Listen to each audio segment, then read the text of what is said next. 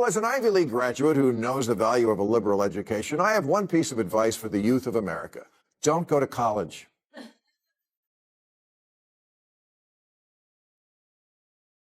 You're the teachers' union education party, and you've turned schools and colleges into a joke. College was once seen as the path to success, but Maher argues that promise has collapsed. He criticized universities and political leaders, saying the system now fails students, families, and taxpayers alike. Well, as an Ivy League graduate who knows the value of a liberal education, I have one piece of advice for the youth of America. Don't go to college.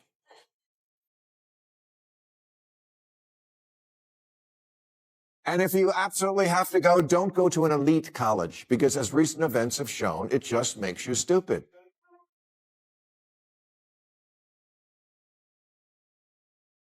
There are few, if any, positives to come out of what happened in Israel, but one of them is opening America's eyes to how higher education has become indoctrination into a stew of bad ideas, among them the simplistic notion that the world is a binary place where everyone is either an oppressor or oppressed. Maher urged parents to rethink college, especially expensive Ivy League schools. Critics point to soaring student debt, costly tuition, and high underemployment rates as signs the traditional college promise is fading. At a time, and I have two professors here, I want to ask you guys, what is going on at college? Because we talk about it a lot here, but I haven't been on a college campus in quite some time. It's just what I read. But I do want to just ask you about certain statistics, because one thing that I think you might agree on is that there has been, and people may not be aware of, is that there has been a sea change at who is running the college. Yes. It used to be the professors, right? And now it's administrators. Some of the numbers I find mind-boggling. Yale has 5,307 undergrads and 3,500 administrators. Yeah. Stanford has 10,896 managerial and professional staff. These are not the professors. 10,000? First of all, what do these people do? Maher argued growing university bureaucracies are driving costs higher.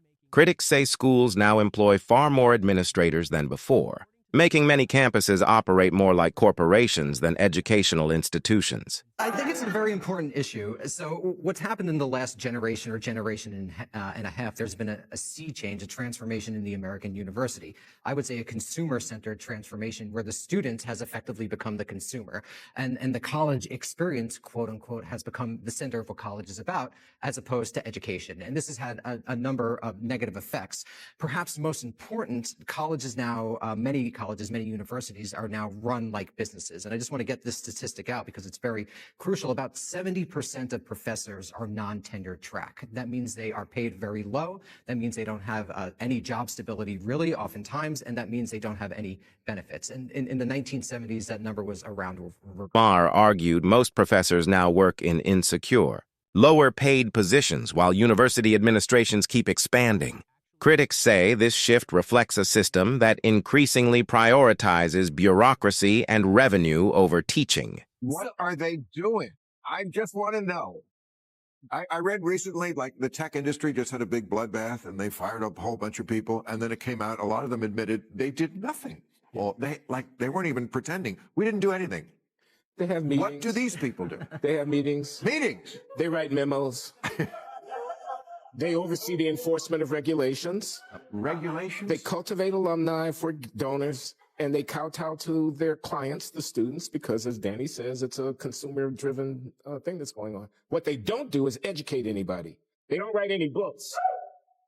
They don't produce new knowledge. But I just want to make a quick final point. I think you see this in the larger American economy. Maher questioned the growing number of university administrators, arguing many focus on paperwork, meetings, and policies rather than education. Critics say expanding bureaucracy adds costs without improving teaching, research, or student learning. Graduation season has ended, and we won't be spoiling anyone's big day.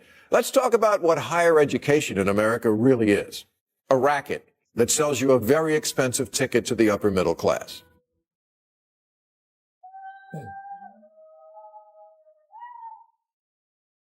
President Biden's American Families Plan asks the taxpayers to pony up hundreds of billions so that everyone can go to college, and billions more for subsidized childcare so our kids can go to school while we go to school. The theory being that all this education trickles down and eventually gets to Florida. Now, the right is calling Biden's plan social engineering, which is over the top, but Biden's plan is an endorsement of a particular idea, that the more time humans spend in classrooms staring at blackboards, the better. Maher argued that this is the kind of system many politicians are unwilling to confront because, in his view, they helped shape it.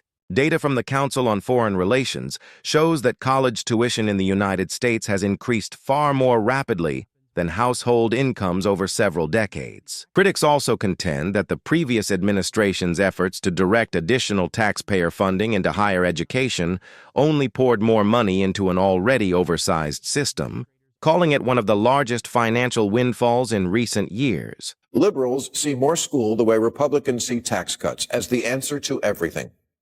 We imagine going to college is the way to fight income inequality, but actually it does the reverse. If you have a bachelor's degree, you make about 65% more than someone who doesn't. And with a master's degree, it's more like 100% more. And the unemployment rate of college grads is about half what it is for high school grads. I know free college is a left-wing thing, but is it really liberal for someone who doesn't go to college and makes less money to pay for people who do go and make more? I'm asking.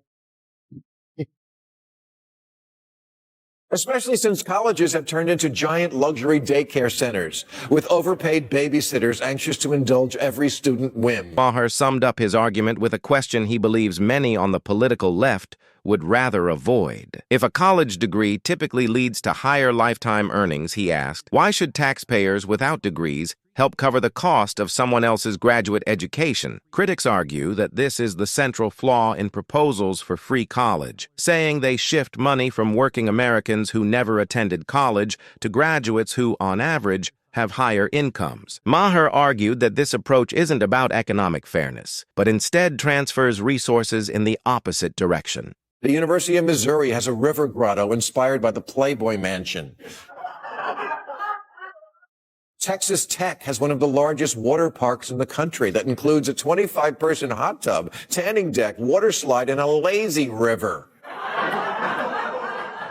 A third of students now spend less than 5 hours a week studying, and when they do, it's for their onerous magnum cum bullshit course load of sports marketing, history through Twitter, advanced racist spotting, intro to microaggressions, and you owe me an apology 101.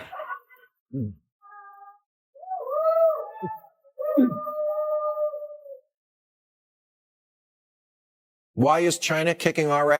Because in 2019, we issued more undergrad degrees in visual and performing arts than in computer and information science or math. Argue some campuses prioritize luxury amenities over practical education, while students pursue less career-focused programs.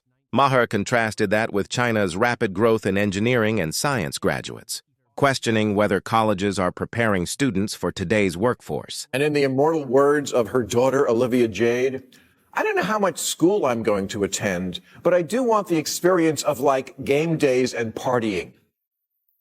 Yeah, I'm not paying for that.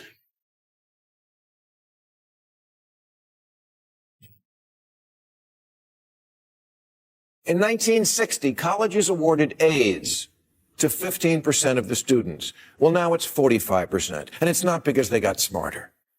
It's because of Adderall. Yeah, kind of.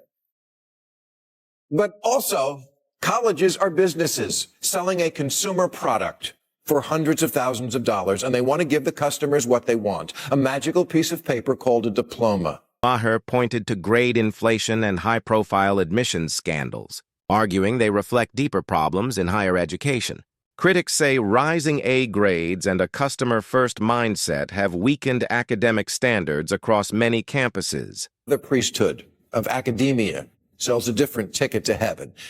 And because it's so necessary, colleges can charge whatever they want. Since 1985, the average cost of college has risen 500%.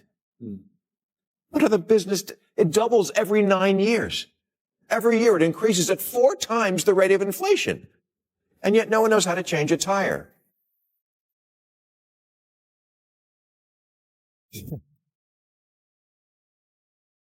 The answer isn't to make college free. The answer is to make it more unnecessary, which it is for most jobs.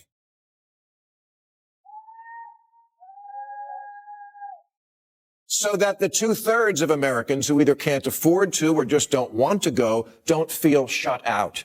Because the system we have sets up this winner-loser dynamic and breeds resentment. Maher argued soaring tuition has far outpaced inflation for decades. Critics say graduates often leave with expensive degrees but lack practical life skills, raising questions about the value of modern higher education. Where to point the fingers at, and then it was off to ethics class. Now, I recognize that a certain amount of foolishness is expected of college kids, but mixing Jägermeister and tomato juice isn't the same as siding with terrorists. 34 student groups at Harvard signed a letter that said the apartheid regime is the only one to blame, proving they don't know what constitutes apartheid. They don't know much of anything, actually. But it doesn't deter them from having an opinion. They've convinced themselves Israel is the most repressive regime in history because they have no knowledge of history or even a desire to know. Maher argued a controversial Harvard student letter highlighted deeper problems in elite education. Critics say universities increasingly emphasize activism over historical understanding, leaving students less prepared for complex moral and civic debates.